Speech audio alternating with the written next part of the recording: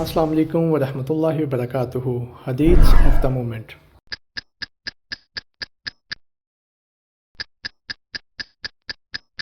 Reference مشکات 4731۔ حضرت ابو ذر رضی اللہ عنہ بیان کرتے ہیں، نبی صلی اللہ علیہ وآلہ وسلم میرے پاس سے گزرے جبکہ میں اپنے پیٹ کے بل لیٹا ہوا تھا۔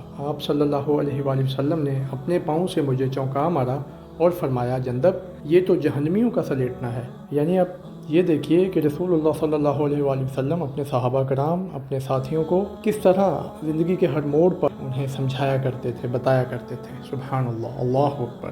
ایک اور حدیث مبارکہ ہے، حضرت انس رضی اللہ عنہ سے روایت ہے کہ نبی صلی اللہ علیہ وآلہ وسلم احد پہاڑ پر چڑھے، ابو بکر، عمر اور عثمان رضی اللہ عنہ بھی آپ کے ساتھ تھے۔ پہاڑ نے حرکت کی تو آپ نے اس پر اپنا پاؤں مار کر فرمایا، احد ٹھہر جاؤ، تم پر ایک نبی ہے، ایک صدیق ہے اور 2 شہید ہیں۔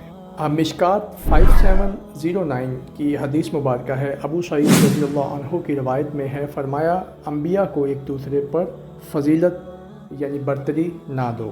مشکات 5069 حدیث مبارکہ ہے، حضرت جریر رضی اللہ عنہ نبی صلی اللہ علیہ وآلہ وسلم سے روایت کرتے ہیں، آپ صلی اللہ علیہ وآلہ وسلم نے فرمایا، نرمی سے محروم شخص ہر قسم کی خیر و بھلائی سے محروم ہے۔